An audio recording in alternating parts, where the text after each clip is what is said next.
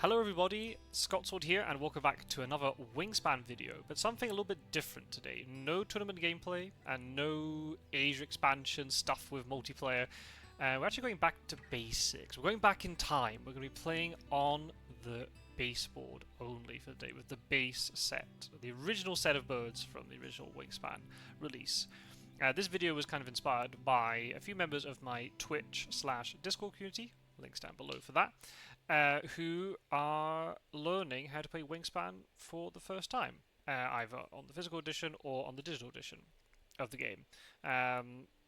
And I do appreciate from their perspective, right, when they're trying to watch me play on Twitch or watching other people's content on YouTube, it can be a bit overwhelming, right, because we've got now 3 expansions on the digital edition as well as the physical edition of the game. There are so many birds, lots of different powers, and also then with the Oceania expansion, the board looks completely different with the distribution of resources and stuff. But I know for a lot of people that can be a bit overwhelming, and especially with the digital edition, but especially with the physical edition of the game, right? When you buy it, you might not want to commit to any expansions yet. You want to play the base game and see how it feels. Does it click with your the group of people that you play games with before you start committing to buying more expansions and stuff? In my case, when I bought the physical edition of the game, we actually got with it the European expansion, just because, as you can tell from my accent, I'm European, so I wanted to look at some birds which I'd be more familiar with, because obviously the base game is set mostly with the North American birds, and I don't really identify with them because I don't see them in my day-to-day life. So the European expansion doesn't change the game too much, but still there's a lot of extra cards to be added to the deck. But I do realise now, especially with the most recent Asia expansion, which I'm loving by the way, it can be good. There's a lot of things to take in, right? And some of the powers are pretty crazy. So what I thought I might do in this video is actually go all the way back onto the baseboard, remove all of the expansions. We'll just play with the base set of birds plus also the Swift style pack. I can't remember exactly the name now. There's a little extra set of birds that you get now with the base game, which are there to try and teach you how to play the game. Yeah, hopefully, if we play a couple of games against the AI, you'll see some of the decisions I have to make during the game, and hopefully it'll teach you a few things about tempo and efficiency. I'm certainly not the best Wingspan player, but hopefully this will help out any new players out there. 'Cause there's a lot of guides out there how to play Wingspan in terms of how to set up the game and to play the moves and so on. I've actually got a video about that where I taught the digital version of Wingspan to my Twitch audience. I'll leave a link down below for that if you're interested, in terms of the rules and how the actual game board works. But in terms of thinking about the decisions you have to make during the game, that was something that wasn't very explained very much in that video. And also when we're playing on live streams or in tournament games, I will explain what I'm doing, but there's a lot of assumed prior knowledge. So I want to, as I said, go very back to basics in this video and explain what I'm doing in certain parts of the game, and hopefully this will help you out to get to get the game to click a little bit more when you're playing it round the table or in the digital edition of the game. I've had the pleasure of teaching some people recently, actually in real life, and there was that moment where after teaching them the rules and there's a little bit of puzzled looks, I was like, let's just play it. And then it was about probably round 3 or so of the game, one of them did a certain move and they saw how much value it gave them, how many resources it gave, and how many points it gave them. And I could just see it. They didn't verbalize it to me, but I could see in their faces that it was starting to click, and they saw the point of the game. And it's a really cool game, but there is a little bit more of a learning curve. This is not a straightforward game that you can teach extremely easily out of the box, even though the actions are quite simplistic. You're just playing a bird or choosing between 3 different habitats. There are so many birds in the deck, and once you start adding expansions, even more so. And also just trying to make those decisions when you're watching an experienced person play, and they keep, taking the wetland action to draw more cards. What is it they're actually looking for? If they're going to take food, what is it?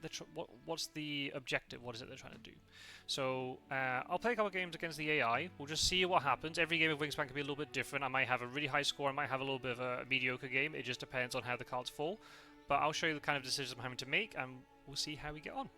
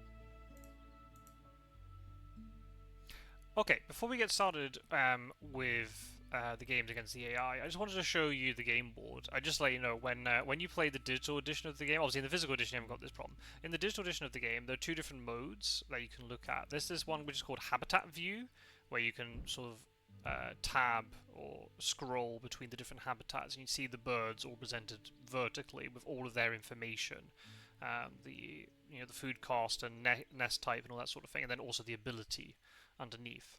But most of us, when we play, we use this mode. So you just press tab on your. If you're playing on PC, if you press tab, it'll switch to this view. This is more like when you're playing it in the board game, where you can see all three habitats at the same time. You can see all the eggs which are placed on your birds at the same time. You're not having to scroll between all the different habitats. The disadvantage is when you do play a bird into this mode, or into this view rather, the box is quite small, so in order to view all the different bits of information about the bird, you do have to sort of scroll through. So scroll between, the the key information about the bird, and then the next slot tells you the statistics, like the ability that the bird has. That's one downside to this view, that you can't see everything at once, but in my opinion that saves scrolling through these different habitats, and I think in the long run it makes you a better player, because you're able to see everything all at once rather than having to take loads of time of scrolling in between views.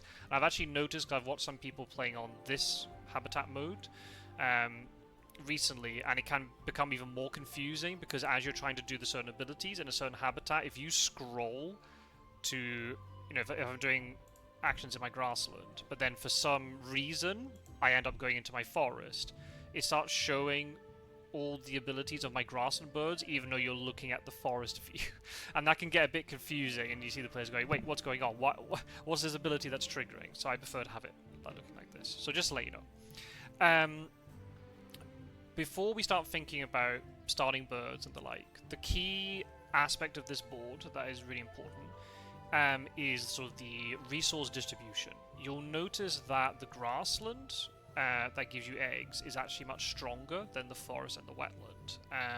In the first column, you only get one food for activating your forest and one card for activating your wetland, but you get 2 eggs from your grassland, and you'll see that that disparity runs throughout the whole board. By the end, you get 3 food, 3 cards with 4 eggs.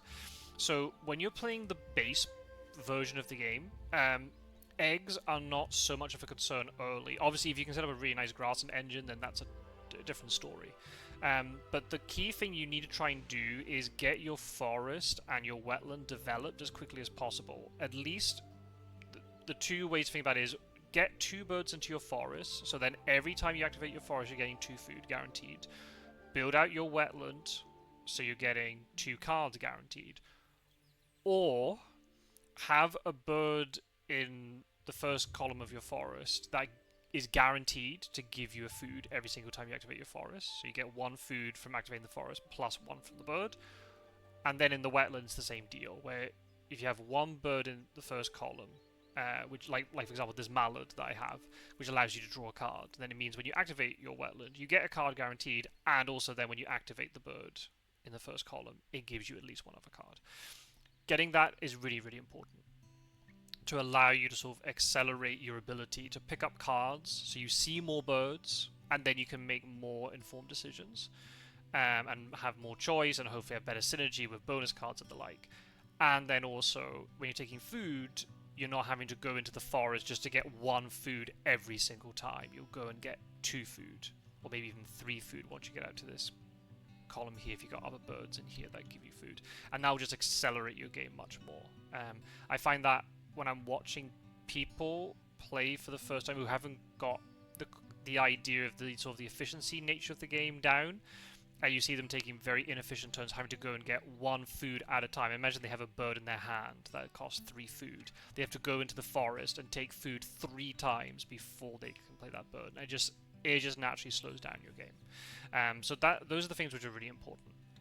So when we look at our starting hand, we have to kind of take those things into account. But sometimes the starting hand, it doesn't cooperate with you. But that's the best thing that you can try to think of when you start playing the game.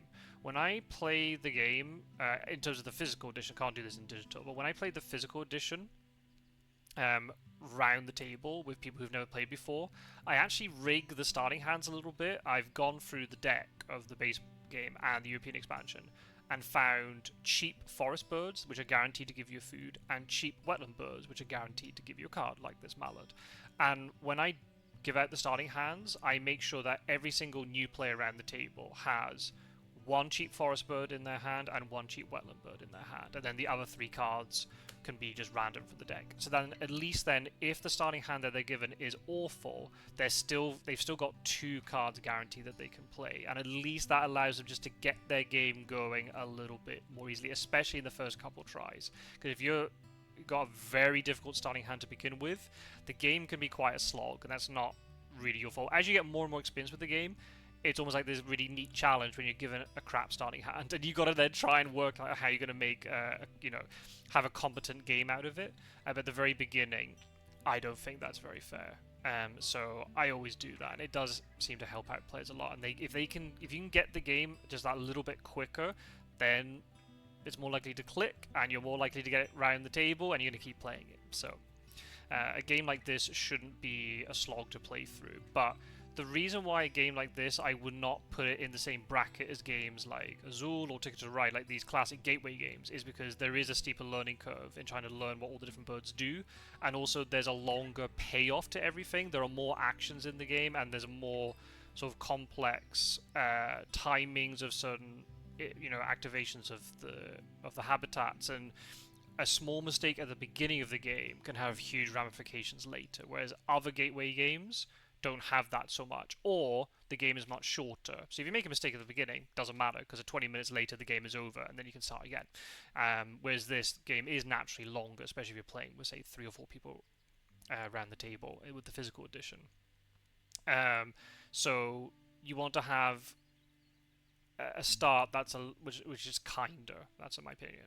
Anyway, some people might disagree. If you disagree with that, feel free to say why in the comments below. Obviously, in the digital edition, we can't rig the decks in any way to do that, so you just have to work with what you're given. But that's why it's really important to know what it is you're looking for in the starting hand and take it from there. The other reason I'm mentioning this is if you're watching somebody, especially somebody who's playing with the Oceania version of the game, with the Oceania expansion, because the board layout is different, the distribution of the resources is different, and also then with the introduction of Nectar as an additional resource, which you get at the beginning of the game, that maybe changes your starting calculus a bit more. And you'll see people in Oceania pick certain birds at the beginning, which are certainly not viable at the beginning of the game for the base game or the European expansion, for example. So that's just something to bear in mind. Even though the basic principles of the game are the same across all the different expansions, especially with the Oceania one, with the way the board changes, and with Nectar, the calculations change a little bit in terms of how you think about your starting hand. So that's just really important just to get that out of the way first. So without further ado, let's get into a game, and let's see what the game gives us for our first starting hand. Okay, in we go for our first game. And hopefully it gives us some good stuff. Okay, right. So what we have here is no forest. We have no forest birds in our starting hand, so that's a problem. So as soon as you have a situation where there's no forest birds in your hand, any food you have at the beginning of the game is going to be even more valuable. I'm just looking in the trade to see if there's any forest bird that's viable. Not really. There is a forest bird with this wild turkey, but it's very expensive, and it's not a brown power bird. You're looking for brown power birds because they activate or the ability triggers every single time you activate that habitat, whereas something like this wild turkey doesn't even have an ability. Pink powers are quite nice, but they're only really good when you've got bigger player counts, and they're more likely to trigger. So as much as I'll give a little shout out to Shrike, that another YouTube channel, Jenna would be very happy to see Loggerhead Shrike in the starting tray. It's not something we can consider here.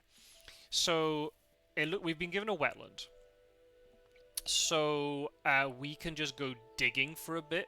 So digging is the terminology that at least I learned it from watching other content creators on YouTube, where you go and just take cards quite a few times, and hopefully that will give you a bit more of an idea of what it is you have to do. So I'm not even looking at end of round objectives yet. I'm not looking at bonus cards. I'm just looking at the birds in my hand and trying to go from there. And then if something synergizes with end of round goals or bonus card, great. But at the moment, I'm just focusing on, especially if you're brand new, right? Because there's lots of different ways you get points in this game. Some players hyper focus on end of round. Some players, like me, hyper focus on bonus cards. And they are important. But if you have a really good game, maybe end of round goals are not going to be too important, especially if you're playing with 3 other people around the table, right? Or playing with 3 other people in digital, because then the scoring mechanic for end of rounds doesn't change. But there's more people fighting for these objectives, so you're not as likely to get as many points from end of round objectives. When you're playing 1v1, you should try and at least get second place in all the objectives, so you're getting some points. But right now I'm looking at the birds, and that's it. I like this red-winged blackbird because its ability allows us to get eggs in the wetland. So the other way to think about this game is if you can find birds that make your normal habitat ability stronger, the better. So if you've got a bird that goes into the forest, which gives you extra food, that's great. If you can find a wetland bird, like this canvasback, for example, which gives you more cards when you go into the wetland, that's really good. But if you can find a bird that gives you the resources of a different habitat, even better. So if you can find a forest bird that gives you cards, there are not many of them that do that, but if you can find a forest bird that gives you cards, that's even better, because when you activate the forest, you're going to get food and you're going to get cards. Something like this red-winged blackbird, I'll be able to get cards and also then tuck one of them behind my hand to get an egg. So that's just really efficient. I don't have to lay eggs as much, especially at the beginning bit of the game. So this red-winged blackbird is a must, I feel, at this point. I'm looking and trying to see what I do. This Gallinule is nice. It's worth a lot of points, but it's a bit expensive. Especially since we've got a canvasback, which is basically the same bird as the Gallinule. It's worth less points. But at the beginning of the game, the points aren't so important. You're just trying to find cheap birds that you can play easily. So we've got this canvasback. It's a possibility. The problem is it's got a seed in its cost. And so does the red-winged blackbird. And you can only have 1 seed at the beginning of the game. So I'm going to have to go and take food at some point. The question is, do I want to go and take food? We'll have to see. There's also this Forster's turn. It has different food costs to the red-winged blackbird. So we could just keep, say, a fish and a seed. And we could play both of these birds without having to go and take food. But I'm going to have to discard cards from my hand at the beginning of, at the end of my turn. Is that what I want to do? Maybe, maybe not. I think maybe we just go for the cheaper option, I feel. Even if I'm going to have to discard cards from my hand, I'm also going to tuck. So I'm not gaining many cards, but these 2 are the cheaper ones. If I keep just these 2 birds, it will allow me to keep an additional food. So we might be able to find a forest bird that's nice and cheap, and we'll be able to play that more easily. Whereas if I keep the canvasback, I'm going to have to go and get food in order to play it. So I'm just trying to work out what would be better.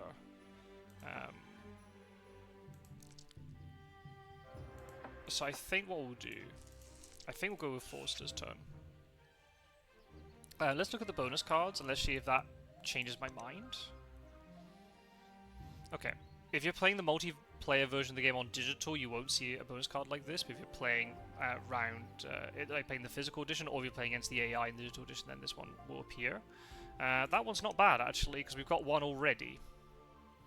So that's just 2 points right off the bat, and I don't really have to think about it very much. So I could go for an Xbox builder, but at the moment we've got one. We've got this Star Nest. But will I get more?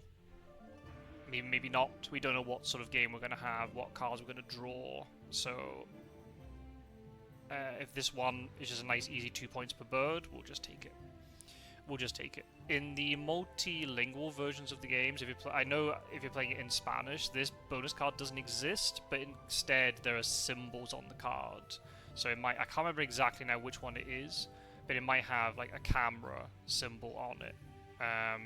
And there'll be some birds which will have the camera symbol. I don't think it's a camera in this case. There are certain symbols that match with bonus cards.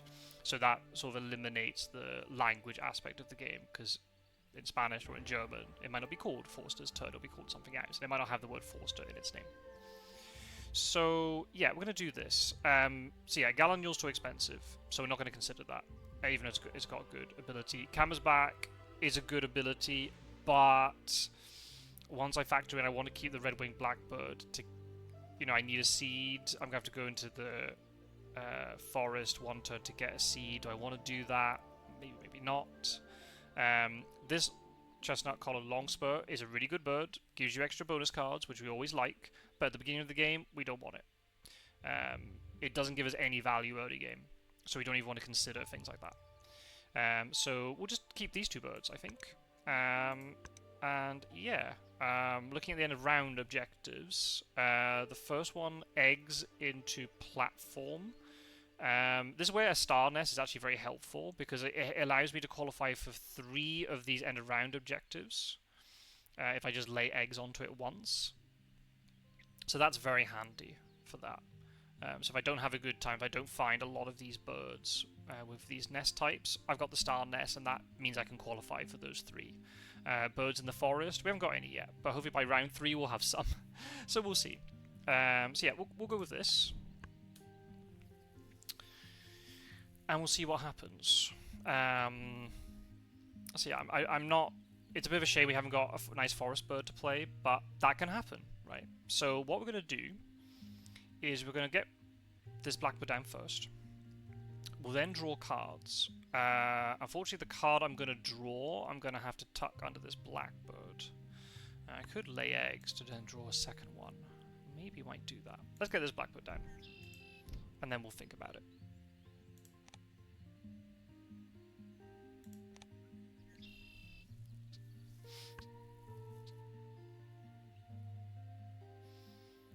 What I might do during this video is, if there's certain bits of the game which are not the most interesting, I might cut it. We'll see. We'll see. I'm not even going to look at what my opponent's doing. Even though when you're playing, you know, especially when you're playing very competitively, you should be looking at what your opponent's doing. Especially if you play pink powers, like this Loggerhead Shrike, because then you might want to try and work out, is my opponent going to do something that will then make that pink power useful. But right now, I'm not even going to look at my opponent. I'm just going to focus on my board and nothing else. So, I need to get an egg, because if I want to play this Forster's Turn, I need to get an egg to contribute towards its cost, not just the food. It needs an egg to get into that second column. So, there are 2 ways I can get eggs. I reckon lay an egg, or 2 eggs rather, activate my grassland, and lay eggs onto this red-winged blackbird. Or, I draw a card, and the card I draw, I instantly tuck.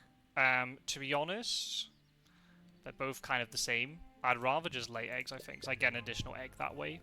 And I don't want to draw a card that is suddenly very, very good, and I have to throw it away. So yeah, let's just lay eggs onto this blackbird. And then we'll play Forster's Turn immediately. I don't see any reason not to. And then we'll start drawing cards. So immediately, just within 3 turns, without having to go and take food, I'll have 2 birds in my wetland. And that means when I draw, I'll be drawing 2 cards. Plus with this Forster's Turn, I get an additional 1. I do have to discard 1 at the end of my hand, at the end of my turn, but that's okay. I'll get rid of the fish, because it's more likely if we're going to play a forest bird, we'll need a worm rather than a fish. So let's do that. We might have to go and take food to play a forest bird, but I don't want to take food yet when I don't know what type of food it is I'm going to need. And also, if I need a fruit, for example, or a berry. I can't remember what the official game... Is it fruit? I think the official name in game is. It's not there, so I have to wait. Anywho. So my opponent's taken something from the tray. We've got Stella's Jay, which is a forest bird, but it's very expensive. If we want to play this bird, we have to go and take food twice before we can play it. That's a desperation move. I'd rather go into the deck for a bit and see. Drawing from the deck is not a gamble. It's not like something like Ticket to Ride, per se, where you can, you know, are you trying to gamble to get, like, the wildcard locomotives or something? If the 3 birds which are visible are not birds that you want, then don't take them. And also, if you take something from the tray, if you're a bit mediocre about it, it might suddenly get replaced by something that is very powerful for your opponent on their turn. So going from the deck is not a gamble at all. You'll normally take cards from the deck. If you see something here that you really like, then you can take it. We'll just go from the top. American Bitten. Okay, it's a very nice bird. Worth lots of points. But right now, it's not going to be useful. So we'll just hold on. We'll just wait and see. Okay. Northern Flicker is not a brown power bird, so that's a little bit of a disadvantage to us. But it's very cheap, because this slashes mean ore. So I only need 1 food to play it. I've got 1 food in my hand, and I can get all the worms or invertebrates that are in the bird feeder. At the moment there are 2, so I'll be playing 1 to get 2 back. So I'm gaining a food from it, and I could play it in the grassland if I wanted to. It's okay. It's not terrible. It's not really what I had in mind, but if we're desperate, we can play it.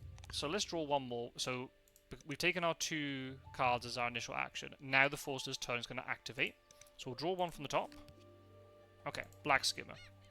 It's a brown power bird, but we need 2 fish. We don't have 2 fish, and also the ability is not great either. You're not going to get a lot of points off it. So that's fine. So if that's the case, we can definitely tuck the Black Skimmer with the red-winged blackbird. We're not going to need it, so let's just get rid of that. And now I've got a decision to make. Which of these 2 do I discard because of the Force of Turns ability? I think we'll keep the Flicker because it is an emergency play if we are really desperate for some sort of food generating bird. The Northern Flicker is the answer. Whereas American Bitten, I love the bird, it's worth a lot of points, but right now it's not gonna be very useful to us. So let's just get rid of it. If you draw enough cards, you'll find big point birds eventually. Hopefully. That's the objective anyway. Sometimes the deck doesn't want to give you good birds. In terms of lots of points. That's kind of the way, right? At the beginning of the game, you're looking for mostly cheap birds. There'll be low point value birds, but they're cheap, they're easy to play, and they'll get your engine sort of up and running and get some, get the efficiency going.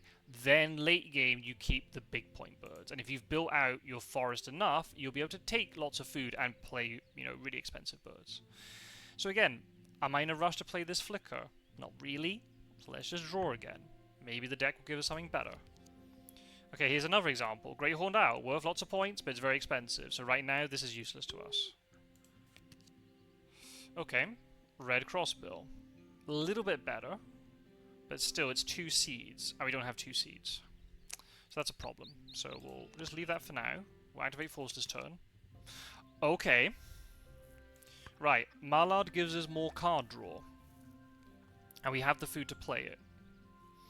So that could be something we could look at, actually. It would mean we would have no food to play a forest bird, but maybe it might be worth it. In terms of birds to discard on tuck, I think we keep the Mallard. I think Crossbill can go. You can get tucked. And I think, yeah, we discard Great Horned Owl, because it's going to take us a while to play it. Okay, so I've got a bit of a decision to make in terms of how we do this. We could just play the Mallard immediately into here, and we're getting an extra card every single time that we go into the wetland. But that means we have no food.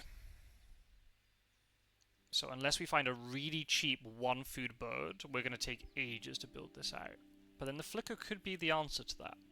If we can get 1 bit of food and play the Flicker and then get some worms, I call them worms, I'm calling them worms, even though they're invertebrates. If we get a couple of worms, we might be able to play another forest bird. The alternative is to play the Flicker. That gives a bit of food, and then we play the Mallard. But one of those worms has gone, unfortunately. So we're only going to get 1 worm. The other thing to think about is I could just take cards again, but the red-winged blackbird now has no egg slots available. So if I take cards without playing a bird into the 3rd column, then the blackbird won't be able to lay another egg. So it's a bit wasted. I've also got to try and think about this end of round 2. I guess an option we could just do is play the Flicker, That'll give us one invertebrate to then play the mallard, and then we lay eggs onto the forester's turn to qualify for this end of round. Especially if my opponent doesn't lay eggs, then I can gain 4 points for free. That might just be the way to do it. It's not the best flicker play I've ever done, but maybe it's better than nothing. And maybe we do play it in the forest, just so then if we get some extra cards, we can throw them for food. It's not a really good play, this, but sometimes desperate situations call for desperate measures. So let's play the flicker. If we can get a really good forest bird into here, which gives us 3 food, then it's fine. So let's play the flicker. We only get 1 food back, but it's basically a free play of the flicker. Could have been better. So what we'll do is we'll play the mallard, and then we'll lay eggs on the force's turn, and that's our first round done. And then we'll just see what happens in the second round of the game. Okay, so my opponent's playing Wild Turkey. So yeah, poor AI is going to have a little bit of a difficult task here, especially since they didn't play into the forest. But that's okay. We're going to ignore them. So let's get this mallard down. Spend a blackbird egg. The advantage also too by playing this means I can now throw an egg to gain an additional card. So if this blackbird fills up with eggs, I can just keep drawing cards because I can discard one of the blackbird eggs to get an extra card. So it's fine. Right. Let's just lay eggs to qualify for this end of round. Okay, my opponent's laying eggs as well, but if we lay eggs, then we tie, rather than just losing. So let's just do that. And we're going to need eggs at some point during the game, so laying eggs now to get 2 eggs, it's not terrible. It's not terrible. So you can see at the end of round, I've had 8 actions so far. I've not gone into the forest at all. I've played 4 birds. So that's not bad. Not bad at all. Okay. Well, that's quite a nice trade. There's this American Red Star. It does cost 2 food, but it's not terrible, and the ability is really good.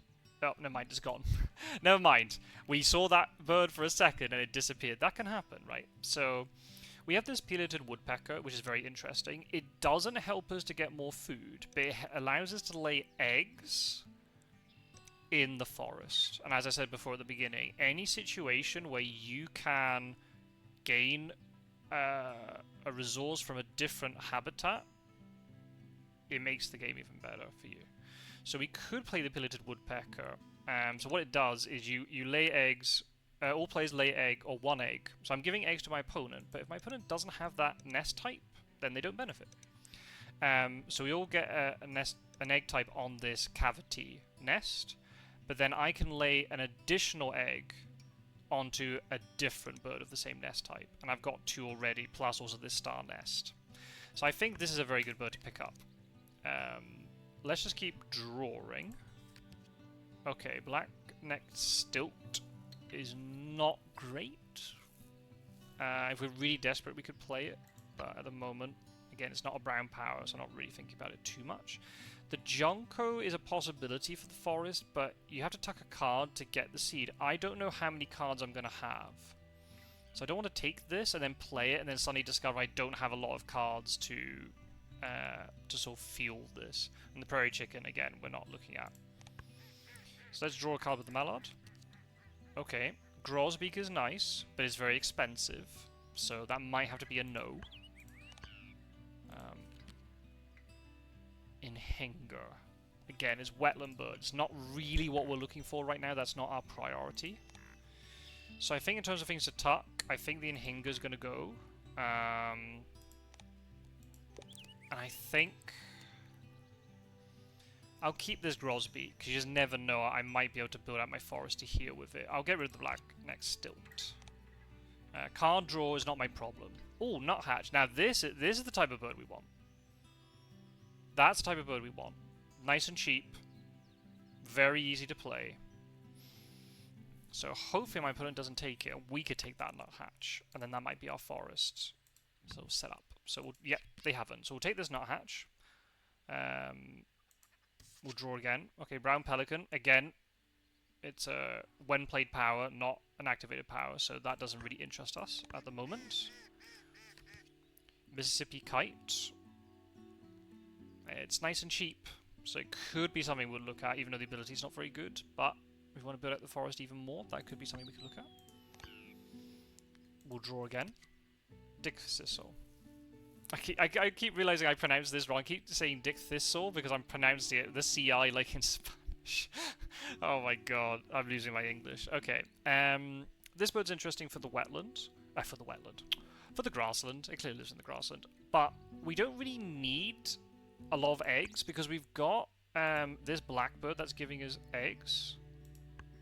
Oh, I was meant to throw a card. Oh, I meant to throw an egg. Oops. I'm gonna miss out on a blackbird egg. That's unfortunate. Oh, never mind. I'll keep my mistake in. So we don't really need eggs, so we're not really interested in that. Okay, so I made a mistake here. Even though I clearly said I have to throw away an egg to get an extra card, I forgot to do that. So never mind. I think in this game I can back out and go back in, but I'm not going to. I'll keep my mistake in for you to see, and you can all learn from it. So yeah, this brown pelican can go. So we lost an egg because of it. Over the course of a whole game, that shouldn't be game-breaking, but we'll see. So I think Dick Thistle can go. Okay, Barn Swallow's a really nice bird as well. That's a very nice bird, but there reaches a point where we have to commit to what it is we're doing. I don't know if we need Barn Swallow. We could put Barn Swallow in the wetland. But I also want to try and get this forest built out as fast as possible. So do we ignore it? Do we ignore it? I think the answer is yes. Let's ignore it. Right, we're going to take food. We're going to try and get this nuthatch and pileated woodpecker down. Now, what I was hoping would happen is that berry would still be in the bird feeder, but it's not. So what I'm going to do, I'm only going to take the food to play this nuthatch. I'm actually going to take the seed, because I want those worms to be left here for this pileated woodpecker. So yeah, let's just take the one seed for the nuthatch. I've got lots of eggs, so I'm not in a desperate need to play this pileated woodpecker immediately. So I think what we'll do is we'll take food, play this nuthatch, then take food again, and hopefully the bird feeder's cooperating with us a little bit, we'll get the berry and the worm to play this pileated woodpecker. And then we'll take it from there. Maybe experienced players would have taken cards one more time to pick up the barn swallow. But I don't think we need it. We've got quite a lot of card draw already. We need to find big point stuff. But maybe that was a mistake. Feel free to comment below if you think that was a mistake. Let's play this nuthatch. The other reason why I want to get this nuthatch down soon is because of its ability. So every time you activate the forest, it doesn't give you extra food, so that's a little bit of a problem. But it's nice and cheap, and it just builds out this forest quickly. But we gain one seed from the supply and cache it. So every cached food is worth 1 point. The sooner we get it down, the more cached seeds we can get, more points we get. This type of bird you don't want to play late in the game, because it doesn't really give you much value. Because A, it's worth very few points, but also you're not going to activate the ability many times. But if I can maybe activate the forest, you know, I don't know how many times, 5, 6 times during the rest of the game, that's 5 or 6 more points. And then it's on par with something like that Great Horned Owl that we saw earlier. Okay, you're playing American Redstart. That makes sense. So I would have liked that bird, but never mind. We got the nuthatch. I'm not complaining too much. We got pileated woodpecker. I'm not complaining. So let's take some food. So we'll take a worm. We need a worm for this, and I'm going to re-roll, and I have to hope that we get a berry so we can play this. We didn't. Okay, so that's going to then now lead to some interesting decision making from my side, how exactly I go about doing this. We'll take a seed, because if we want to play this, then we need a seed. So let's do that. And then obviously the flicker doesn't activate. So that's the only problem. The flicker's not giving as much right now. But it did allow us to build out this forest a little bit quicker. So we'll take it. What I'm hoping is going to happen, and this is where you can look at what your opponent's doing and you can maybe guess. I was hoping my opponent was going to take food, and they did. So now they've left us in another reroll position. I could take food again. And we got a second chance of getting that berry. So let's do that. So let's take a worm. And let's re-roll. And this time, let's hope that it gives us the food that we need. Yay! We got it. Nice. Okay. Fine. Fine. So, we're just going to play this pillated woodpecker. The other thing I could be doing here is laying eggs onto this mallard to try to get an additional bird with a ground nest with eggs in it for this end of round. But honestly, at this moment in time, I really don't care. I'm going to tie it anyway, so that's fine. I'd rather get this bird played, because this will really help my game out longer term. So let's just do that. I laid eggs on the force's turn last round because there wasn't really anything much better for me to do. I could have taken food. I could have taken cards again, but I wasn't in a huge rush to do so. But in this case, I'd rather get this pillated woodpecker played. Forego the end of round just a little bit, but it makes my forest a lot stronger. So let's do that. We'll take the egg off the blackbird again to free that up.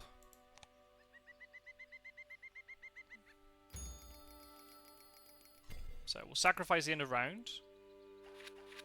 But hopefully we have a better game now because of it. My forest is now looking very strong for the end of round. Okay. I am looking for the forest because I want to try and get this grosbeak played. We can take food and then play it. But I'm also looking at the tray to see, because I'm going first, so the tray has reset. We've got some more birds available. Is there something interesting? And there are a couple of things that's interesting. We've got the woodstock. That's a really nice bird to get more bonus cards. That's what that does. Now we can start thinking about big point birds. That's what we can start thinking about. And there's also a violet green swallow. It's not the biggest point bird, but it can be played in our forest. And what it does is it allows you to tuck and draw. So what we can actually do is when we activate the forest, it will allow us to discard a card from our hand to then gain another one. And that could be really handy. So I think we just take these two. Do I discard an egg to get another card? I think the answer is yes, because once we get this pillated woodpecker up and running, we're going to have loads of eggs. So I think we'll just take another egg off the red-winged blackbird. And we'll just take another card. King Rail, another bonus card bird. Now I'm really happy to see you. Very good. Thank you, game. We'll draw one with the mallard.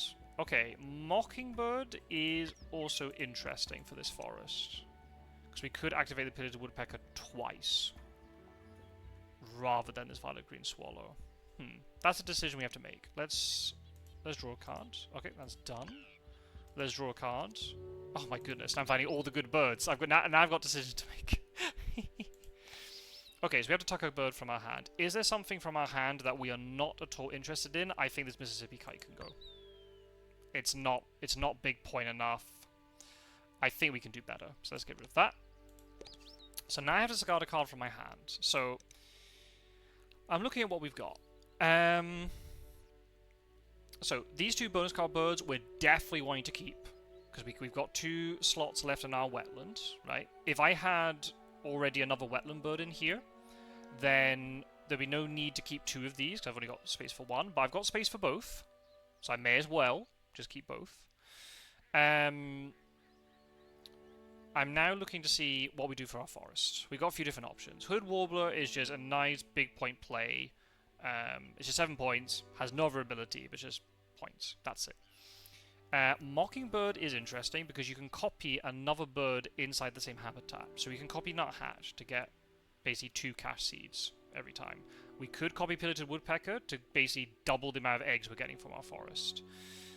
We could have Violet Green Swallow in our forest where you can tuck and draw. We could use Mockingbird to copy Violet Green Swallow if we wanted to. We've also got this Grosbeak to give us extra food.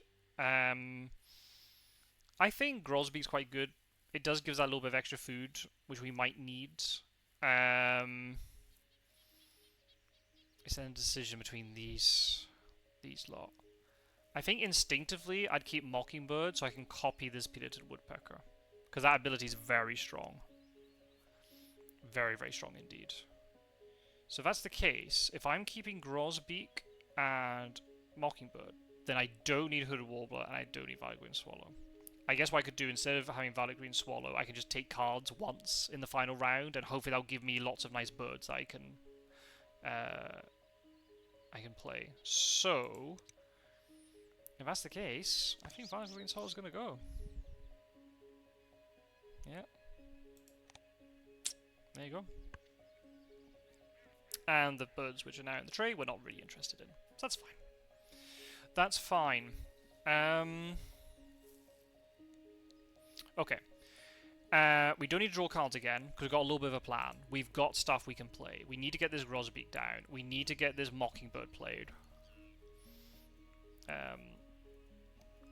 So, yeah. If we're going to get those two played, we need to take food. We need to try and get the fruit for this Grosbeak. So let's do that. We'll just take a worm. I could throw a card for extra food, but at this point I don't want to, because I might need to do that later. At the moment I'm not in the need for extra food, so I'm not going to rush. So let's just take the fruit and the invertebrate. Gotta remember it's called that. And then we activate Pillated Woodpecker, so we get 2 eggs, but we have to put them into these cavity nest slots. That's fine. Nuthatch gets a point. Flicker does nothing. We're done. So what it looks like we can do, because we've got 4 turns left, so we're going to play Grosbeak, take food again, play Mockingbird. So that's 3 actions. Yeah. Depending on the food that we get, we might be able to play one of these bonus card birds this round as well. The quicker we can get these bonus cards, the easier it is for us to sort of plan and work out what it is we're going to play. It might not make a huge difference, but let's get this Grosbeak down. I could also play the Mockingbird, but I think getting that extra food now is a good idea.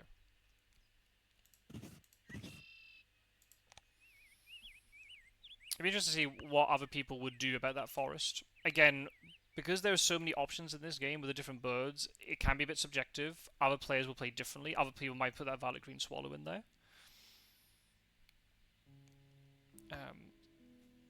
In this case, I think this is just a little bit better. But I like gaining lots of food and playing lots of birds. That's the things I like to do. So we're going to take some food. And we need to try and get a fruit or a berry for this. So we'll take a worm. We'll re-roll. We got the fruit. That's good.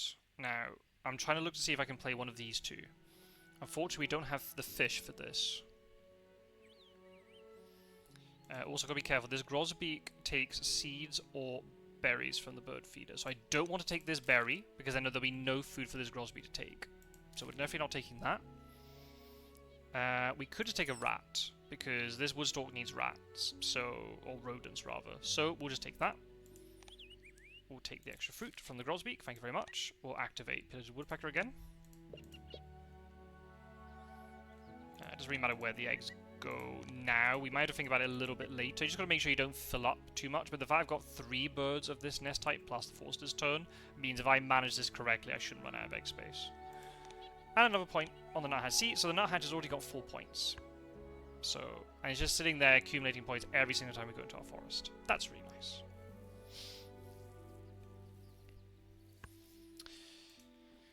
There is maybe a counter argument here. I don't know how much use is this Mockingbird going to give us.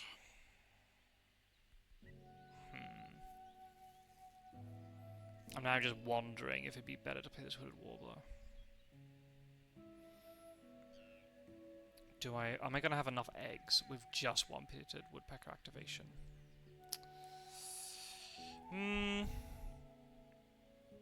So the way to think about it is that the difference between these 2 birds is 5 points. So the question is the Mockingbird going to give me at least 5 points worth of additional points elsewhere to make it worth it?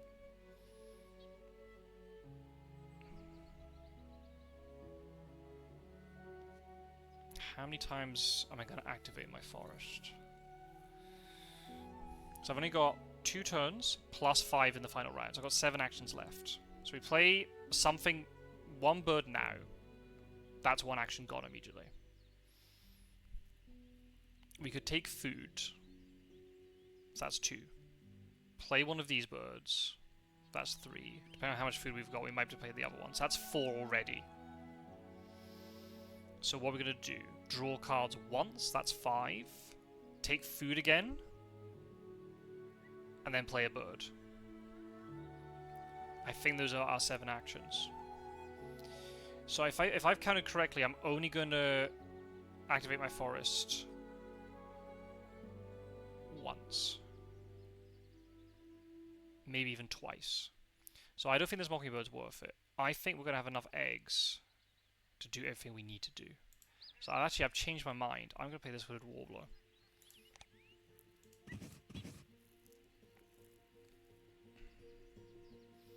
There is an argument for this last end of round that we might need it, but I think we might be okay. Again, let me know down below if you would have done something different. It's not clear cut, this game. There's always like bits and pieces in here you got to try and figure out. So we'll do that. We don't have the food to play one of these two. There's no point taking cards. We'll take cards later. So let's take food now, shall we? We'll take a berry so we can get this reroll. Come on, give us some fish. We need fish. No fish. We might have to do a bit of forcing here to play these two. So, yup. We'll just go for diversity of food. I think we'll just take 2 worms. Grosby can give us a seed. I could also throw the Mockingbird, but right now I don't know what food I need. I'm probably going to take food at least once more. So let's wait.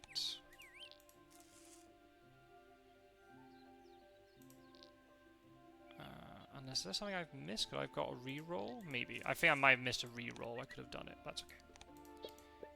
Not the end of the world.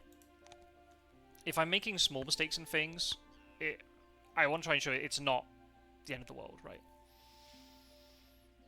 So you can see we've had a bit of a strange game. The grassland have no birds in it. Even though the grassland is a very strong habitat, the birds I was getting were able to allow me to build out the wetland and the forest without having to go into the grassland. If that means having an efficient game, that's great. I'm only on 40 points. That's not great. But if we can get a really big round this round, get some nice bonus cards, we might be alright. We'll see. Okay. Something like a whooping crane would be nice. It's the same as these 2 birds, but it's not so food dependent. But I don't really want to take cards right now. I'd rather go and take food and then start playing stuff. So yeah, let's go and get this fish that we need. I don't know what food I need. That's a bit unfortunate. We'll take 2 rats. Let's throw away this mockingbird. Please give us a fish. Yeah, you go. We'll take a seed. So we've got lots of diversity in food, which is what we want. Pigeon woodpecker does its thing. And our hatch got cash. Cool. Okay. So, the only plan I've got right now is I'm going to play Woodstock, play Kingrail, and then we'll draw cards. We could also play Woodstock and then draw cards and get that Whooping Crane.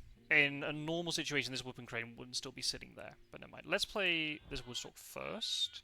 We'll use up a berry because we've got more of them. 1 fish, 1 rat. That's fine.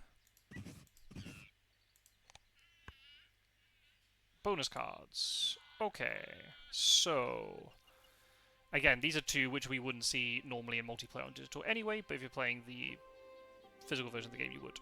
So we'll see. Okay. We'll pick this one because we've already got points for it anyway, so I don't have to stress myself in trying to get 1 more bird to get points for this, and also we're only 1 bird away of getting the top band for this.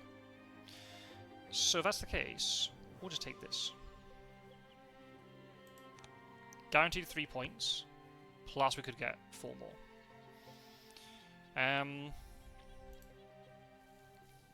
So yeah, I've got some decisions. Okay, Whooping Crane's gone. That makes a lot of sense, to be honest. I think we just play this King Rail anyway. I could take cards now, because I might find something better than this King Rail. And I don't really want to throw an egg, because I'm a little bit short on eggs right now. So yeah, let's just draw cards now. We'll draw cards once. And that then gives us 2 turns to hopefully have found some good stuff that we can play. So nothing here is interesting to me. House Wren to do a double play, yeah, that could be decent. Okay, perfect. This is a really nice combination. We could do House Wren into Roadrunner. We could even just play Roadrunner on its own if we wanted to. Play 2 birds at the same time. Nice. Con Megancer. Okay, we're not really interested in you, because we're going to play King Rail to here. Oh, that went very quickly. Bush Tit, really good early game bird. Not good right now. Again, Purple Martin. That would have been really nice earlier. We didn't get it. So that's fine. So we'll tuck the Purple Martin. And Bush Tit can get discarded. Okay. Okay. So I think...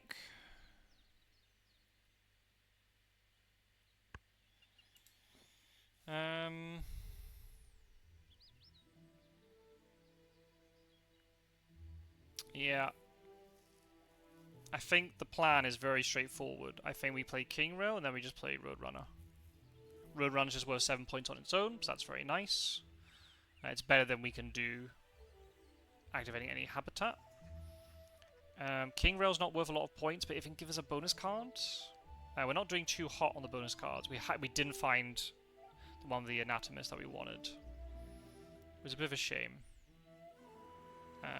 But never mind. Never mind. Sometimes that happens. So let's play King Rail now. And because of this, we're only spending 2 eggs. We can actually take it one off the Flicker and one off the Blackbird. So we still have 4 eggs on here for this end of round. So we're looking really good for that. You see how the points jumped up from 40 all the way up to 67? I think that also had to count the end of round and stuff, but still. The points can really jump up at the end of the game. So let's play the King Rail, and we'll keep fingers crossed that it gives us a nice bonus. Also, I just need to see how am I spending food. That's fine. Fingers crossed. Okay. Again, slightly unfortunate that we cannot max either of these two, but we'll take 3 points. The Megancer does eat fish, but we've already filled out our wetland, so we can't do anything about that. A little bit unlucky, but hey, we'll take 3 points. That's fine. Yeah, so we're so close to maxing these two. So all it takes is just one bird to be slightly different, and we could have potentially maxed both of these, and then that's the difference between 6 points and 15 points, right? So that's the way. Sometimes the birds don't quite fall for you with these bonus cards, but again, I'm not stressing too much about the bonus cards because we've done okay with these end of rounds. We've tied 2, looks like we're going to win 2. We've had a quite efficient game with this forest. We've got a nice setup in the wetland. We're going to get a nice big point play here at the end. I could play this House Wren, but it doesn't actually give me a benefit right now. Because if I was going to try and build out this grassland earlier in the game, it might not be a bad idea. Because you can access later columns quicker that way. But in this case, if I play the House Wren, I have to lose an egg in order then to play the Roadrunner. An egg is basically 1 point less at the end of the game, and the House Wren's only 1 point. So it all balances out to be the same. And also, I don't want to play this House Wren, lose an egg, and that might cost me this end of round. I don't think it's going to, but you just never know. So let's just play the Roadrunner. And we have 3 food left over in our supply. And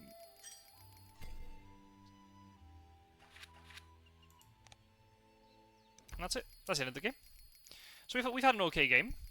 Not earth-shattering by any stretch of the imagination. But we had to do a lot of the work ourselves. It's not like when you play multiplayer and there might be co-op and lots of resources getting thrown around. Again, we're not going to really look at what the AI is doing. Whether I beat the AI or not is not really the thing I'm interested in. It's about, did we maximize what we were able to do? And I think the answer was more or less yes. There might be some things that people would have done slightly differently, and that is completely understandable. But, you know, 86 points isn't too shabby for baseboard. You know, we got a nice spread. We got quite a lot of bird points. End of rounds were pretty good. Bonuses, again, bonuses can be a little bit finicky. You know, that could have, you know, we had 8. It could have been a little bit less, or it could have been a lot more. The more and more birds that you play onto your board, the more likely it is that your bonus cards are going to be successful, because you just got more birds available to score. If you don't have many birds on your board, it's very, very difficult to score bonus cards. We got a few, I mean, those few caches with the nuthatch, that could be the difference between winning or losing a game. And definitely you can't say no to 6 points, which are basically given to you for free, because this bird just kept activating every single time. It wasn't a conditional activation or anything. So yeah, a bit of a strange looking board with basically nothing in our grassland, but you know, I think it shows you that by the end of round 1 we had 4 birds down. The grassland. Why do I keep saying that wrong? The wetland was really nicely developed. The forest not so much, but the forest came together really quickly towards the end, and we got 5 birds in there for the third end of round. You can see how quickly that built out because we got stuff built in the right order. So yeah, I won't say no to that as the first game. Let's jump out of this, and we'll go into another one. And again, we'll just see what the game gives us this time. Okay. On our way into game 2, I'm going first this time again. I've had a brief look at the tray, but I have no idea what the game's going to give us. Let's see what's in our starting hand. Ugh. Well, that's not... Okay, I'll ignore that for a second. Anything in the tray that we're particularly interested in? American Coot is nice. American Coot is very nice. Tuck and Draw. But only in the wetland. We have a bird here which is the house finch, which is basically the same, but it's in any habitat. So if I was playing Oceania, then this would be going into the forest. But I'm not playing Oceania, I have to tell myself that. This would be really good in the grassland. So... It's a tricky one, because we don't have a lot of natural card draw. We've only got Tuck and Draw, which is not the same. You're not gaining cards. You're not at the end of your turn, your hand hasn't increased in terms of the number of cards you've got. You just gain a point, and then you gain a new card. Well, let's think of the birds that we can discard. Woodstalk, as useful as it was last game, we're not going to take it because it's too expensive, so that's not going to work. Roadrunner, again, very expensive, we're not taking it. Willet's nice and cheap. So there is a world where maybe we play this Willet, even though it doesn't give us card draw. It just builds out that wetland a little bit quicker. It's not great, but it's alright. We've also got this Brewer's Blackbird. It's a bird that gives us, you know, a tuck and an egg.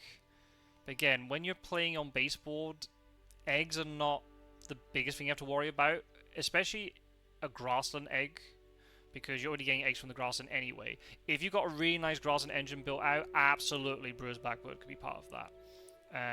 But if it was a wetland egg source or a forest egg source that we had in the last game, it could be viable.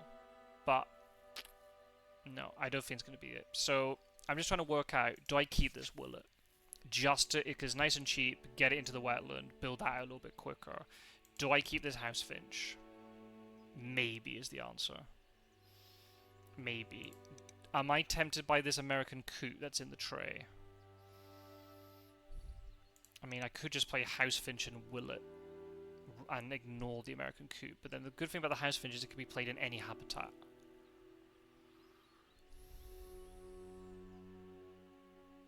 So I'm not exceedingly sure. I think what we do is we just keep the food that we need to play these 2 birds, because the same food for the House Finch could be used for the American Coot. And we'll see what happens. What are the bonus cards? Oh, Historian again. We have neither. A large bird specialist. Birds over 65 centimeters. Okay, the American Coot that's in the trade doesn't work for that. Does the Willet? The Willet just does. Alright, let's do something a little bit different. We kept this last game. Let's keep Large Bird Specialist. Normally I'd recommend keeping Historian, because it's 2 points per bird. So it's just you just play 1, you get 2 points. I don't need 4 birds. But let's just keep this one, and let's just see what happens. Not very good decision making, just see what happens. But hey, we'll do it. I think we just keep these 2. And I'll make a decision, do I want to play House Finch into the wetland? Or if I play American Coot instead. If I want to take American Coup, I'm going to have to take cards, or I pick up from the tray immediately. Not sure. Let's keep this, and I'll spend another minute thinking about it. In terms of end of round objectives, we got different stuff. We've got birds in wetland first, birds in forest second, so we probably will be getting to 5, unless something miraculous happens. Eggs in grasslands. We are going to have to think about the grassland a little bit. We've got time to think about that. And then we've got the same one we had last time, the cavity nest birds with an egg. Right. Do I want to pick up this American Coup? Or do we just play House Finch down here?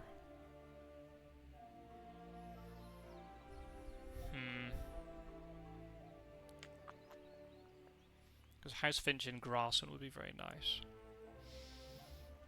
Do I really want to spend a turn? Pick up the American Coup, because also I'm going to have to I need eggs. In order to get Willet and American Coup played, I'm going to have to lay eggs. So it'll take me 4 turns to get that set up, rather than 3, which is from the previous game. If I play House Finch here, I get it done quicker.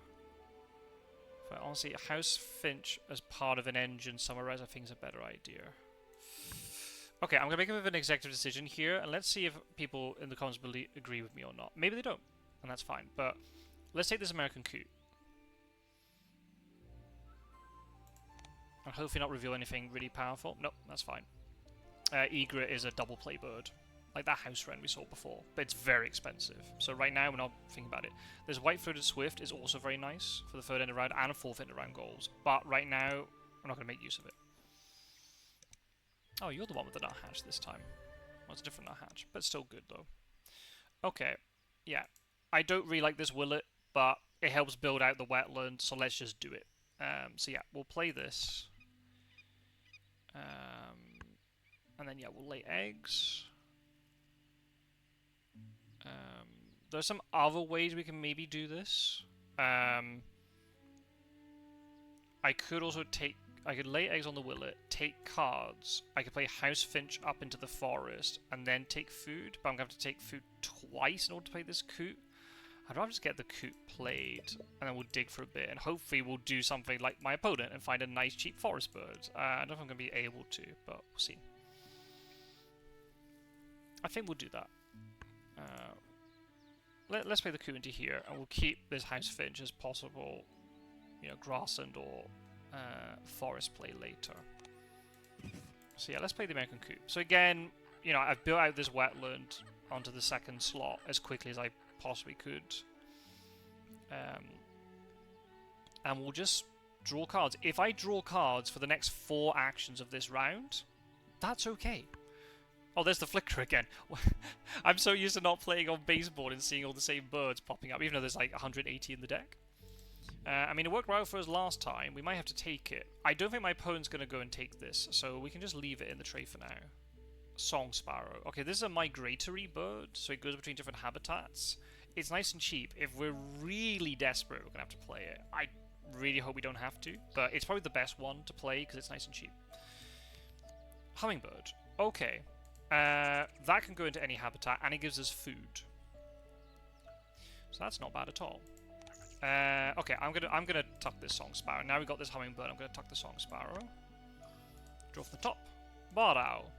Doesn't give us food, but it's nice and cheap for the forest, so I don't mind that at all. So Willet is a predator bird, so I'm gonna roll all the dice which are outside the bird feeder, and if there's a fish, we get a cash. No. These predator powers aren't very good, so don't expect to get points from them. If you get a point from it, you can be very surprised and happy about it. So yeah, again, I'm trying to think about how I'm gonna do this. Is Hummingbird gonna go into the forest? We need any food for it. That's kind of the reason why I really like this bird, because it's a wild food cost. So I just need to get a food. I don't need to get specific food. Whereas this barred owl is a rat. There's a rodent in the feeder right now, but what happens if the rodent isn't there and you have to go twice? Or like this house finch, I need to get 2 specific food. This I just get 1 food and then play it. and then I get basically 2 food every time if I go into the forest. I could also make it part of a grassland engine, but I think it's going to be a bit complicated to do that. It's not impossible. We could take food, play it, lay eggs, take then a seed, and then play House Finch into here. Again, I'm just going to draw cards, and just give me more options. Cassin Sparrow. Okay, that's a grass and bird. Again, it doesn't really work well with this food, but never mind. Oh. Okay then. The game wants us to go grassland, it seems. I'm not going to complain about that at all. Let's tuck a bird. I think this barred owl's going to go. Because it looks like I'm not going to go forest a huge amount. Draw. Spotted sandpiper. Another wetland bird. Can't will it. Nope. Okay, so I've got decisions. I've got a killdeer. Killdeer is a really, really good bird. In tournament play, this is banned. When you play on the baseboard, it's banned round 1. You can't play it during the first round, but we're just playing casually, so I could potentially play it. The reason why it's so strong is you can get cards from your grassland. So you're laying eggs, which are giving you points, but then you're also getting cards, which is kind of ridiculous, but it's very strong. If we can then couple it with the House Finch, it's looking really good. So I've got decisions about how I'm going to do this. Does this hummingbird go into the forest just to give me that little bit of food that I need, so that I can play these two, and then I run the grassland for a while? I think the answer is yes. I think this will give us a bit of guidance to go on, and then once the killdeer and the House Finch start working, we can then see what other birds they give us, and hopefully they give us some good stuff. So we'll just take a seed. I don't want to give my opponent a free reroll of the feeder for no reason. So yeah, and then we'll just play hummingbird. So this game's going to be a little bit slower, I think. But if we can get these two down as fast as we possibly can... oh, and if my opponent's going to give me free food, that's just going to make life even easier for me.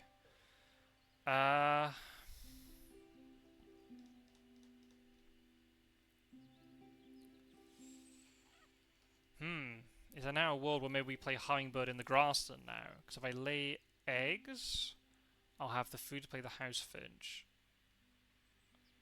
Is my opponent gonna... I'm just trying to think, how much food are you gonna give me? This is where now I'm looking at my opponent's board. Do I make a little bit of a gamble here and think if my opponent keeps activating this crossbill, they're gonna give me some free seeds, which will mean we could get killdeer down. We will need birds in the forest at some point. So maybe this hummingbird might just still be good to play in the forest, just so we get that up and running. But again, if you're getting food from the grassland, I'm a little bit concerned. If I play hummingbird into the grassland, I'm going to end up being a bit food shy. I'm not going to have enough food. I could be very wrong. So the problem is I don't know what the killdeer is going to give me. I guess what we could do is play killdeer now. Let's delay the decision. That might be a better idea.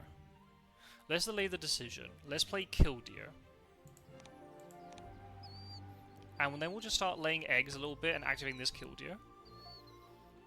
And if the birds appear, which will allow me to just build out this grassland. Oh, okay. Okay, if my opponent's going to give me free food, then I guess we capitalize on it.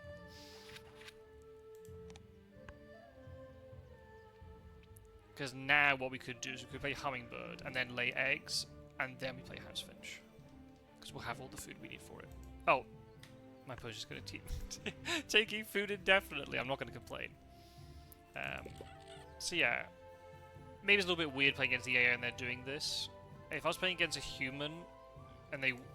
Because this is a lot of food to have in their supply. I'm not quite sure what they're doing. Then maybe I would play hummingbird into here. And it allows me then access to throw cards for extra food.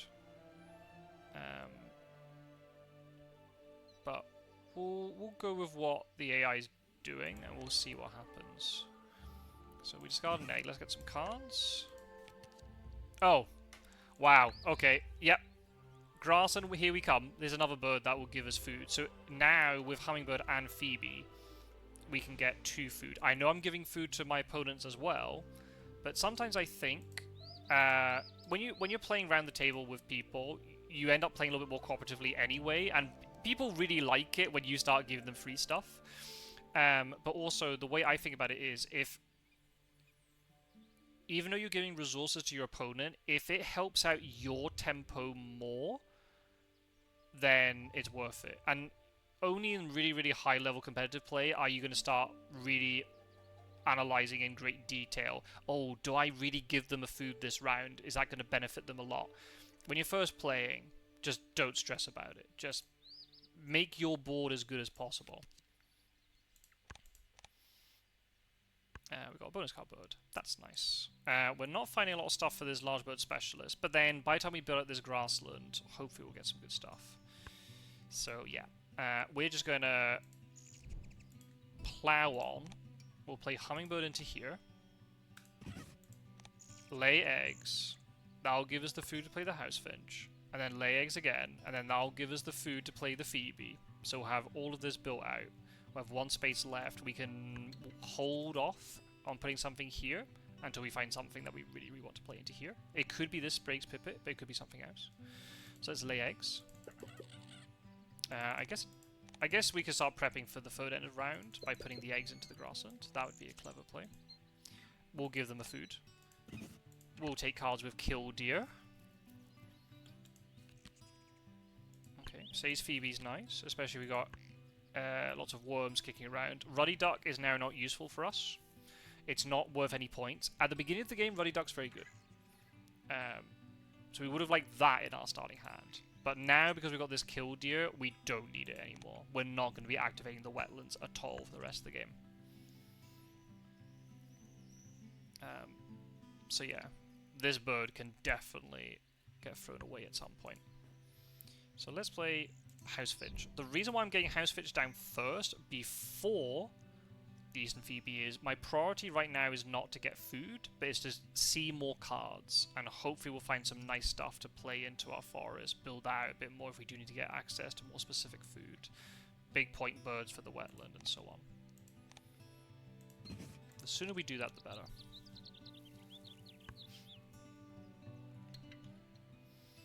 So is it possible that we're going to have no birds in our forests this round? Maybe. We might just find one now.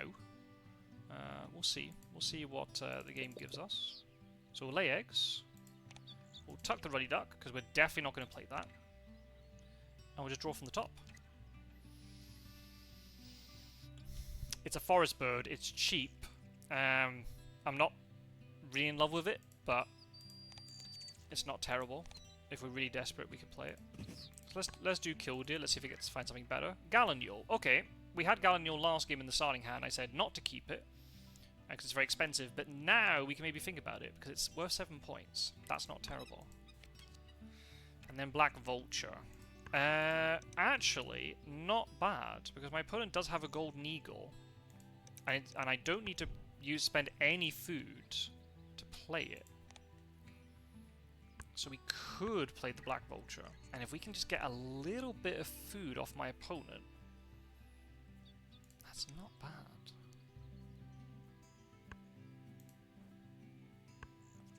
And they're giving me crossbow stuff. So yeah, maybe we do that. I think we play Black Vulture just so we qualify for this end of round. It's 2 free points, and if my opponent's going to be laying eggs, which they're going to have to do at some point, they're going to activate this Golden Eagle.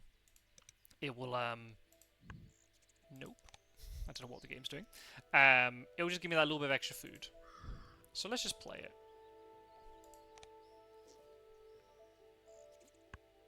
I'd rather have that than the Broadwing Hawk. The fact that it doesn't cost any food to play is just great. So we can still play Eastern Phoebe now. So let's play Eastern Phoebe now. And we're now going to get... So every time we activate our grassland, we're going to get 4 eggs. I'll wait for this screen to disappear. We're going to get 4 eggs, plus a worm, plus a tuck and draw. So we're going to get a point, plus we're going to see a new card, and then we get a fruit, and then we can discard one of those eggs to get 2 cards. Value. So let's just keep laying eggs. I'm going to throw food at my opponent, but again, I don't really mind. I think Cassin Sparrow could... Cassin Sparrow could get played. I can't keep everything. I can't have Cassin Sparrow and Sprague's Pipit and the Phoebe. Cassin Sparrow is good because it gives an extra egg. We've got quite a lot of egg space already. I think maybe Say's Phoebe can go. I don't think I'm going to be playing it. It is quite a nice bird, but... Oh, let's get rid of the Hawk, actually. We'll get rid of that first, because we're very unlikely to play it. Is there anything here we want? Eastern Bluebird is nice, but obviously that we can't utilize its ability, because we've already built out the grassland enough. This yellow-billed cuckoo... I should probably deny it, because if you're playing around the table, if my opponent saw me doing this, they'll be picking up this cuckoo to try and play it. So they can sponge off some of my grass a little bit, because they'll get a free egg. But, you know, if I was playing properly, I should do that. But at the same time, my opponent, I wouldn't be so used to my opponent giving me so many seeds for free. So I'll just leave it there. And we'll just take from the top, and we'll see if we can find better stuff for ourselves. We'll discard an egg. I'll just keep getting cards. Ooh, Peregrine Falcon. Okay. We don't have the right food for it. We could just force it now. Again, this is a predator bird, but it's a nice one because it's looking at wingspans, and most of the birds are less than 100 centimeters. So the chance of it hitting is very likely. The sooner we get this played, the better. Is there anything else I want more than that? It also hits large bird specialist. So I think maybe we just play Peregrine Falcon. We got the right food for it. We could just force it down. Or I could take food and play it. And just keep all that leftover food. Oh, never mind. If my opponent's going to activate their Golden Eagle, I'll just take the rat. So yeah, I could go and take food. But because I'm getting free food from this Hummingbird and Phoebe, I don't mind sort of overpaying for this Falcon. So we'll spend 1 rat. We'll spend a berry. And yeah, we'll spend a seed because our opponent's giving us free seeds anyway. So let's do that. Let's get this Falcon down. The sooner we get it down, the more times they can activate. So hopefully that means it will get us loads of points with its predator power. So you can see this is like the complete opposite to last game, right? Where last game I had basically nothing in my grassland. Now this is very grassland heavy. In a normal game, I might have had to take food a little bit more times to get this built out quicker. Maybe Hummingbird might have had to be in here just to get, you know, Killdeer and House Finch in here sooner. But you never know. Every game is different, so you have to go with the flow. I could throw for extra eggs, but I'm not going to because food is the resource that I'm a little bit scarce of at the moment. Come on, Falcon. Very good. Good job. We'll just keep giving out the food. We'll tuck this American Kestrel because it's a grassland bird. We filled out the grassland, so we can't play it. Sapsucker. Okay. Quite easy to play. Question is, do I want to play it though? Is the question. We're trying to look for bigger point stuff. Okay, American Avocet is a fairly big point bird. It costs 3 food though.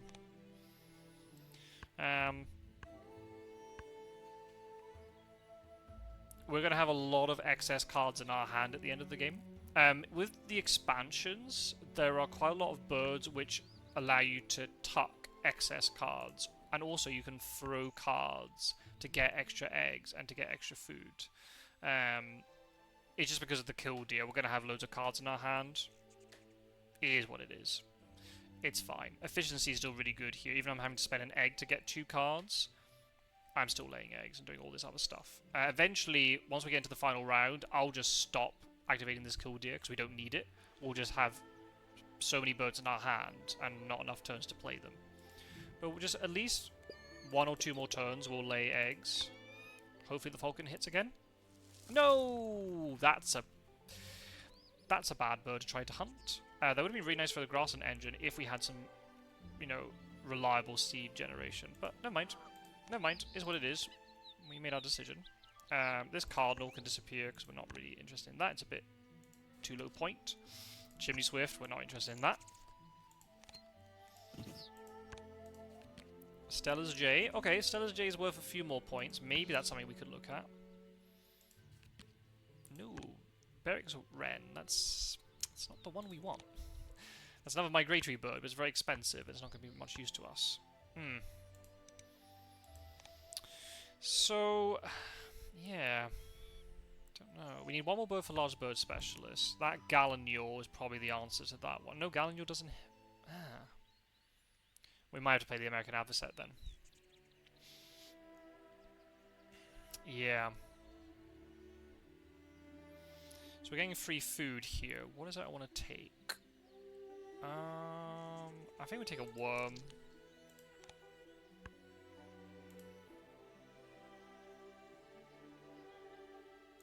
Are you going to lay eggs? No, you got a lot of eggs in your hands. I don't think you're going to. Let's take cards again. Or take... I say take cards. What I mean is lay eggs in order to activate the killdeer to get cards.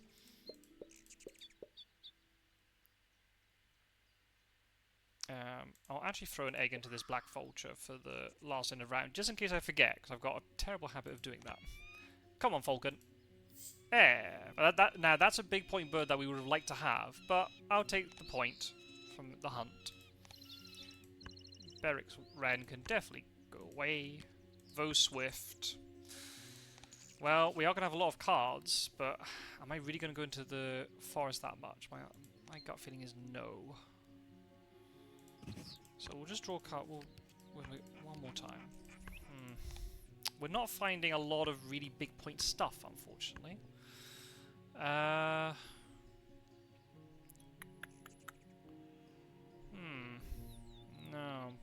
No, like bonus card birds either, really. We'll just take a rat, just have a little bit of diversity of stuff, because we've already got lots of worms and seeds. Okay, I'm a little bit conflicted what to do. Because eventually we're going to have to just stop activating this killdeer. I think, out of all the things, I think we just play American Adversary, because if my opponent lays eggs, I'll get an egg off it. It'll activate the pink power. And also, it hits large bird specialist, so it's not a bad bird to play. We've got all this excess food, we may as well do something with it.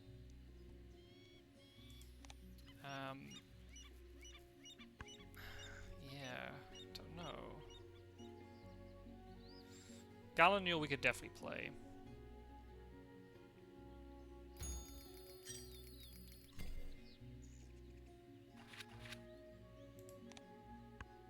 Okay, this red-eyed Vireo is really nice, because we can do a double play into the forest, and it gives us additional points.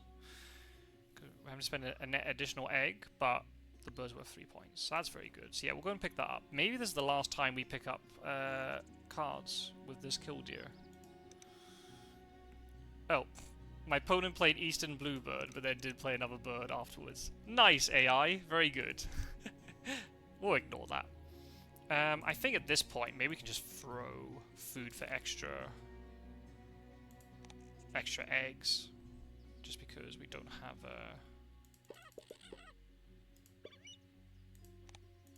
yeah. Right, is the Falcon going to hit this time? It does. Bonus card bird, but we've already played out the grassland, so we wouldn't get it anyway. We'll take a Phoebe worm. We'll throw away the Merganser, because we don't really need you. I mean, why am I keeping on to this Says Phoebe? Why am I holding on to this Says Phoebe when I can't play it? I'm going to pick up this red-eyed Vireo, though.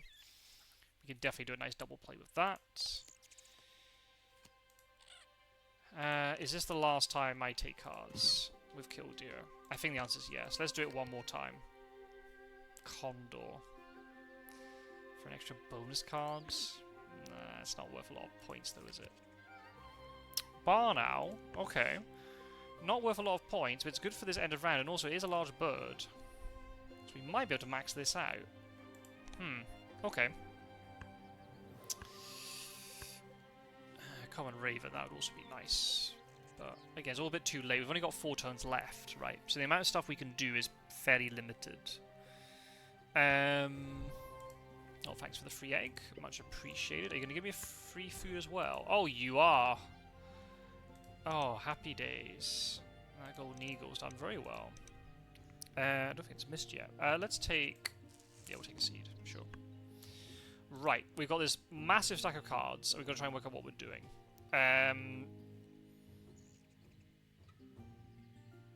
Yeah, I think... We've got 4 turns, right? So... Vireo into Barnow is something I'm definitely considering. As I said, the Barnow and the Vireo together help for this end of round, and also the Barnow hits my bonus card. If we then play another bird that is over 65 centimeters, we'll max it out. So maybe this Condor might be the play, even though it's not worth a lot of points on its own. The fact that it's going to maximize this, and if we get a good bonus card off it, then it might well be worth it.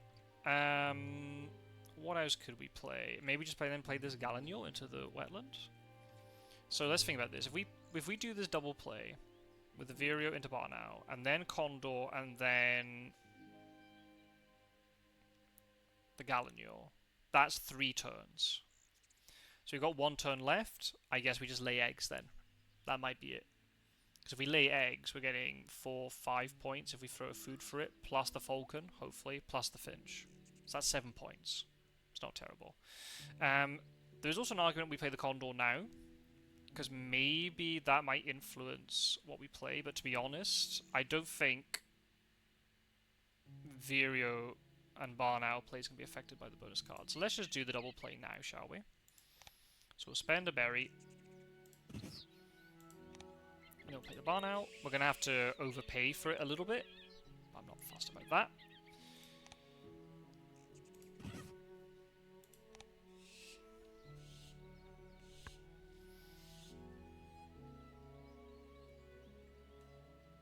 Just the fact that they synergizes really nicely with this end of round, and also then the bonus card.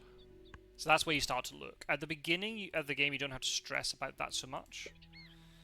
We'll put the egg from the other set into this Vireo, just so we've got it already. I'm getting extra food. Alright, well let's just take a fish. I'm gonna play Condor now. We're gonna go for the bonus card gamble. There's some stuff we could play here. I mean, the Flycatcher is 4 points better than the Condor, but the fact the Condor hits this bonus card, that's already an additional 3 points. And if we could just find something, if the gives us a good bonus card, then it's definitely worth it. So yeah, let's play the Condor. Then depending on what the bonus card is, it will influence. Do we play Gallignol? Do we play something different? Do we play 2 birds, 1 bird? We can see. So don't pay any food. I was hoping for something that would give us more points, but that's what the game decided to give us, so let's just roll with it. Oh, okay, well that's an easy choice. Visionary Leader is a really bad bonus card, but in this case it's not, because I've got all these excess cards from the Killdeer. So actually we're going to maximize that for 7 points. Thank you, Condor. You did your job. Not bad, not bad. Okay, so this is going to be very easy. We'll just play this Gallignol and then we'll lay eggs. That's it. Very easy end to the game. We don't have to overthink this in any stretch of the imagination. Even though my opponent's just going to keep giving me free resources, I don't mind. We laid the groundwork early. So yeah, let's play this Gallignol. That's just a nice 5 points. I've got nothing in my hand that's worth more points to me. So we may as well just play it. I mean, the other thing we could also think about is if we just lay... Maybe laying eggs is worth more points. Let's think about this. If we play Gallignol, it's 7 points. We have to take off the 2 egg cost. So it's only a 5-point play. But if we lay eggs, we're already getting 5 points if we throw away food, plus the House Finch Tuck, plus the Falcon could maybe hit. So it's up to 7. So I guess when you say it like that, we should just lay eggs twice. That's what we're going to do. So we're going to have all this leftover food in our supply, but never mind. That's fine. So we're going to lay eggs. It doesn't matter where the eggs go, so as long as we got eggs in here for the end of round, which we do, we're fine. We're not going to get any more of that nest type. I mean, the other option is we could play something of that nest type. But the problem is that a lot of these birds aren't worth a lot of points. So then by the time you play and then lay eggs, the amount of points you gain from winning the end of round would be, or clearly winning the end of round would be offset by the point value of the bird itself. So let's just lay eggs. Come on, Falcon. There you go. We don't give out food anymore, because it's not a benefit to us. We could have probably stopped that a long time ago. But as I said, in the very, very technical sort of tournament gameplay, you're going to think really carefully with this Hummingbird and Phoebe. Do I give out food here? Do I not? I've got a lot of food in my supply, so I probably didn't need to. But we're just playing a little bit more. We're playing to sort of learn how the game works and just trying to maximize our turns. So don't worry about it. It's fine. Okay, we'll skip that. And we don't need to activate Killdeer because we've already maxed out. If for some reason we didn't have enough cards for Visionary Leader, you could activate the Killdeer because the amount of points you get back from Visionary Leader will be worth it. But we don't need to. So we just skip. And then we do that again. And then that's our game done. So yeah, very, very different from last game. But again, you can kind of see that the thought process was a little bit similar. We got a little bit lucky that we just found Killdeer like that. But sometimes that's how the game works. So yeah, we'll just keep trucking on, laying our eggs. Like that. Doesn't matter where they get placed. Come on, Falcon. Well done. So I think that was 5 out of 6. So that's not bad at all. Definitely worth it. Chickadee can get tucked. Ah, that's the type of bird we were looking for, game. Too late now. I don't have a turn left. But this is the type of bird you're looking for later, right? I know it's a brown power, but it's very expensive and it's worth 9 points. End game, it's very good. Very, very good. So we'll skip that, skip that, skip that, skip that, skip that. Done. So there you go. Alrighty. So we did quite well in the end of rounds. Again, we're playing against the AI, so I'm not hyper focusing on, oh, I've won all the end of rounds and stuff. But you know, it's about trying to build up a good board, and then things like the bonus cards in the end of rounds will just naturally kind of slot into place later. You need to get the foundations right and trying to build a decent board, and then you just go from there. So again, the overall score is not the important thing here, and you'll have some games where everyone around the table is getting really high scores because there's lots of co-op, right? I got 111. I can't remember, what did I get in the last game? Can't remember. I got such a bad memory. Was it like high 70s? Or 80s? I can't remember now what the score was. Much higher this time, but there's a lot more co-op stuff going on because my opponent was just throwing food at me, right? And then with the pink power from this black vulture activating a couple of times, the American adversary activating a couple of times, and we were laying a lot of eggs, and eggs are just a really good way of getting points anyway. But that can happen, right? We have games where everybody around the table is getting high scores because there's food throwing around, free eggs flying around all over the place. Then you get other games which are a little bit more, it gets a little bit more bogged down because the players are really struggling to get the cards and stuff. But still, the principles are the same. Try to get that wetland built out into that second slot so you can draw more cards. And that's the thing, because I was able to draw more cards, I found the Killdeer. And was that a bit lucky? Yeah, a little bit. But it just allowed me to find it. The more cards that you can draw early, the more likely it is you find good stuff. So the fact we found the Killdeer and we had the House Finch already in our hand, it meant we were able to build out this grassland pretty quickly. And then because we were able to lay eggs lots of times and draw the cards with the Killdeer and the House Finch, we then found lots of other stuff. It'd be much better if we had, you know, this Night Heron a little bit sooner, but it doesn't matter. And I'm not going to complain. We got a little bit lucky with the bonus cards. We got a little bit lucky last time. We got a little bit luckier this time. So that's just the way it has to be done, basically. So yeah, we had 2 very different games, but the principles were kind of the same. In this case, we didn't build out the forest because we were able to get food in the grassland. If we didn't have that, then absolutely, I would have seen a situation where Hummingbird would have gone into the forest, throw away some of those extra cards from the wetland or from the Killdeer to get a little bit of extra food and get that grassland built out. So yeah, without that little bit of help from our opponent, we would have had a little bit more of a balanced board, and maybe our points would have been down a little bit. because we had to take some more turns going into the forest to get food. But I think the principles would be the same, more or less. It'd be interesting to see what people in the comments think, of any other experienced players, what you think about playing the American Coot into here. Was that worth it? Should I just played House Finch into here? In hindsight, now is worth it, because I would play House Finch into here and get lots of points off it. But there's a time where maybe I wouldn't have drawn Killdeer, and then this wouldn't have been worth it. You make your own luck a little bit in this game, right?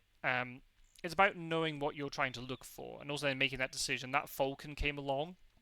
Maybe I would have found something better for this grassland, but I just decided, nope, I found a bird that's worth a decent amount of points. But if I play it and I activate the grassland lots of times, which I did, this is basically a 10-point bird for 2 food. Not bad at all. And I mean, I was getting extra eggs as well, because I was able to throw food at the end for extra eggs. Definitely worth it. Very much worth it. So there you go. I hope that this was useful. We didn't really talk much about the pink powers, but there are not many in the base game, and again, they only really matter a lot more when you're playing with a lot more people around the table. I wouldn't prioritize keeping pink powers in your hand at the beginning, unless you are extremely desperate and there's you have nothing else. Something like a black vulture is not necessarily a terrible thing to have in the forest as your first bird, especially if you see around the table people starting to play a couple of predator powers. Maybe just play it.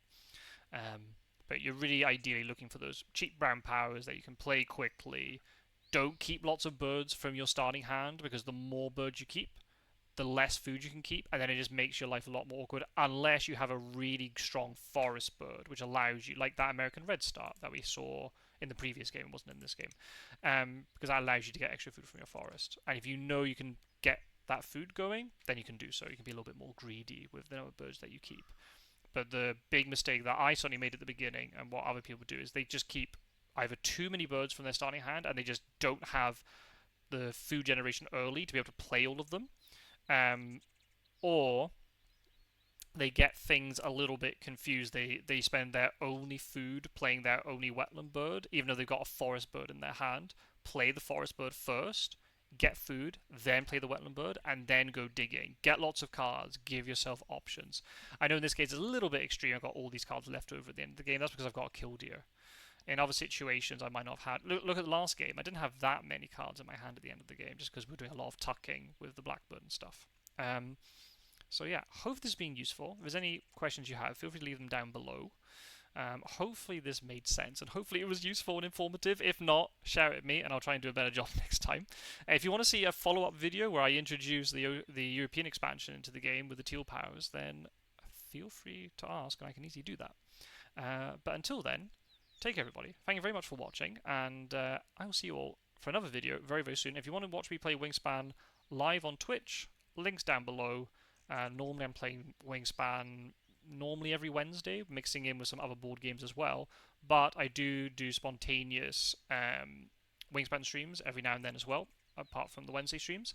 And also, if you join the Discord community, which I'll leave in the link down below as well, you can come and join and say that you're new to Wingspan, and you can meet other people from the little community that I've got, and you can play games with us. And then when you're really confident, then you can go into the tournament server, which I'll leave links for down below as well, and you can play there and test yourself out against the very best. So much better than me. But anyway, take care, everybody. Thanks for watching, and I'll see you in another video very soon. Bye for now.